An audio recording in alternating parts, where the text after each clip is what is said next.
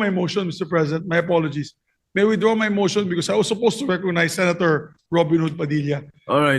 May we recognize Senator Robin Hood Padilla? The My motion is apologies to withdrawn. Senator Bang.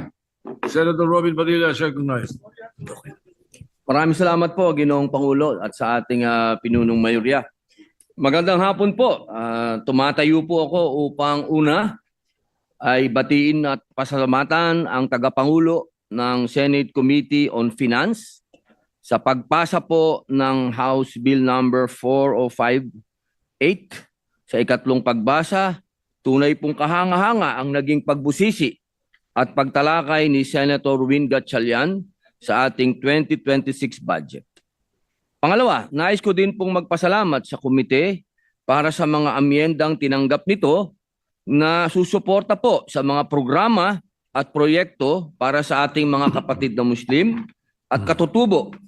Partikular po ang karagdagang pondo para po sa Sharia Court at sa pagpapatitulo ng mga ancestral domain. Pangatlo, nais ko din pong susugan ang mga puntong nilahad kanina ng ating mga kasamahan, Senator Risa Hontiveros, Senator Pia Cayetano, at Senator Erwin Tulfo tungkol sa pondo ng PhilHealth. Naniniwala po ako na kulang ang naibigay ng ating gobyerno sa PhilHealth kung pagbabasihan ang earmarking ng mga revenues mula sa sin taxes para sa implementasyon po ng Universal Healthcare Act. Bagamat batid ko na malaki ang improvement sa serbisyo ng PhilHealth para sa mga Pilipino, naniniwala ako na malayo pa ang kailangang tunguhin at marami pa ang dapat nilang gawin upang mabigyan ang bawat mamamayan ng dekalidad na serbisyong pangkalusugan. Kung saan, di na nila kailangan pumila at manghingi pa sa ating mga mambabatas ng guarantee letters. Dahil sa realidad, ito po ang katotohanan, hindi naman po talaga nangyayari ang no balance billing. Katulad po kaninang umaga lamang, meron na naman po tayong tinulungan para makalabas sa ospital. Pang-apat, meron pong mga naiwang proyekto na maaari pang makonsidera ng dalawang kapulungan sa BICAM.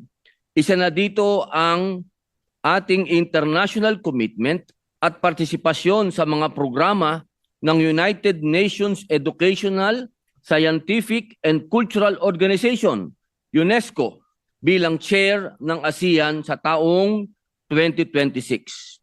At panghuli po, nananawagan po tayo na sana po ay magkaroon ng katuparan ang mga proyektong nakapaloob sa budget na ating ipinasa ngayon para sa susunod na taon. Sana po ay ma-release po sana ng DBM.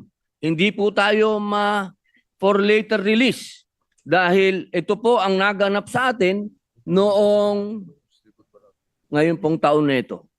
Marami po tayong proyekto na naumpisahan at hindi po ito matutuloy kapag tayo po ay na FLR uli. Sana po tapos na po ang eleksyon, sana po isang tabi na po ang politika. Kaisa po ninyo ako na magbabantay sa mga ahensya ng gobyerno upang masiguro na gagawin nila lahat ang tama, mabilis at malinis ang kanilang trabaho. Yun lamang po, maraming salamat, Ginoong Pangulo.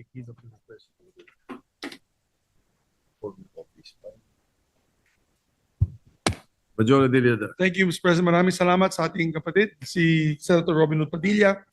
And there are no other members who wish to explain their vote of the budget. Therefore, Mr. President, I move to act on my previous motion, which is to resume consideration of Senate Bill number 1482. I so move. 1482. Any objection? Chair hears none. Consideration of 1482 is in order. Thank you, Mr. President. Mr. President, we recognize the sponsor, Senator Bam Aquino. Senator Bam Aquino is recognized. And to sponsor the interpolate motion. is Senator, our distinguished colleague from Pampanga and Tarlac, Senator Senator Dante Dante Marcoleta is recognized to interpolate.